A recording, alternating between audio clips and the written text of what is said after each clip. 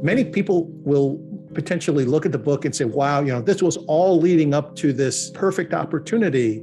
But even there, it almost didn't happen, right? I almost didn't take the job at Nintendo. If Satoru Iwata hadn't been the president there, who knows how long I would have lasted there at the company.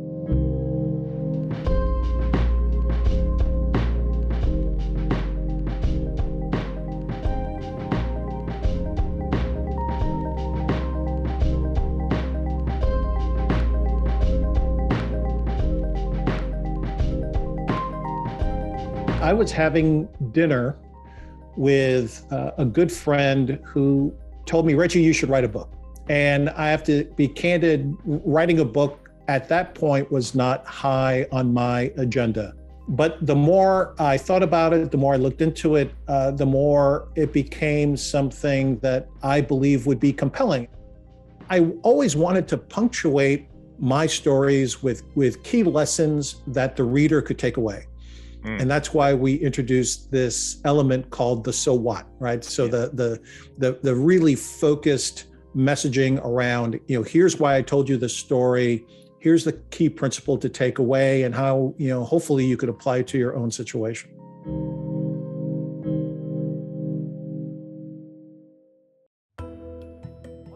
What really struck me was just on the very first page, with all confidence and no hesitation, I am a Black American. It felt intentional, and it's something also that I think still is not the most widely known or perceived thing about you. It felt very refreshing.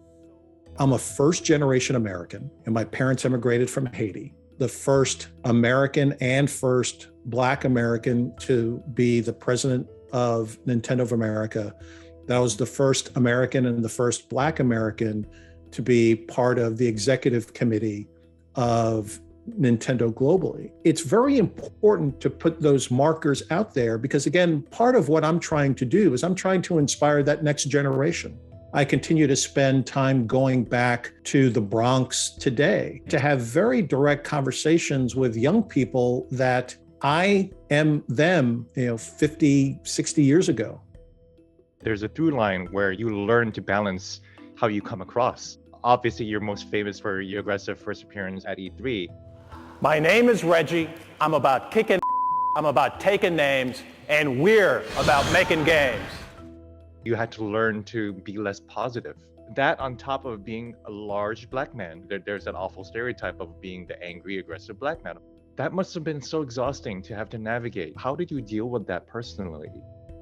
I certainly had to moderate my behavior. When you're a junior executive, you're paid to be aggressive, to push ideas forward. As you mature in your role, the requirements shift. You're evaluating talent, you're developing others. Your job is to encourage all of the other perspectives to come forward and to leverage all of that information to get to the very best decision possible. Often I found myself even having to make that change in a meeting. I would have to transition from being the leader of Nintendo of America, aggressively driving an idea forward, to now trying to enroll Shigeru Miyamoto, the senior most game developer and the creator of franchises from Mario to The Legend of Zelda. Getting him to support my idea and my initiative, I couldn't do that through brute force. It's a very challenging path. You have to be mentally nimble as well as behaviorally nimble in order to get that done.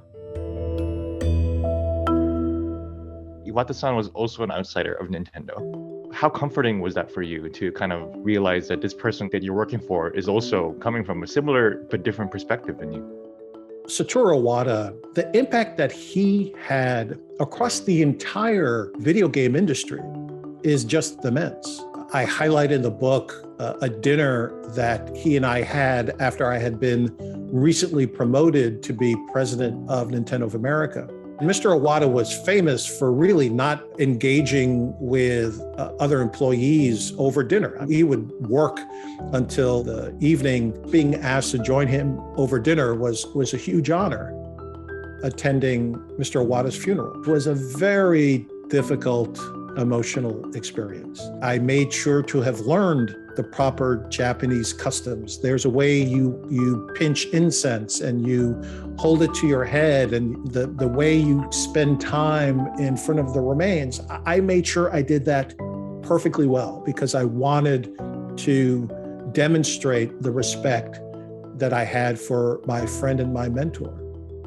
I was coached and I was told, Reggie, you really will never get the bowing right? Because you have to go down very deeply. That shows a level of respect. You will actually do more harm if you do it incorrectly. And so it became a trademark for me that I would greet every Japanese executive, whether within our company, external to our company, more with the Western greeting of a handshake. It was navigating through these nuances where there were times where I had to be very sensitive to the culture, right? You don't want to embarrass anyone. You absolutely want to show deference and respect. But there were other times where I played the ugly American, where I was forceful in my language, where I was working hard to drive a point of view. I had to be able to do it both. And it created my own way of navigating, certainly the Nintendo culture in Japan that proved effective.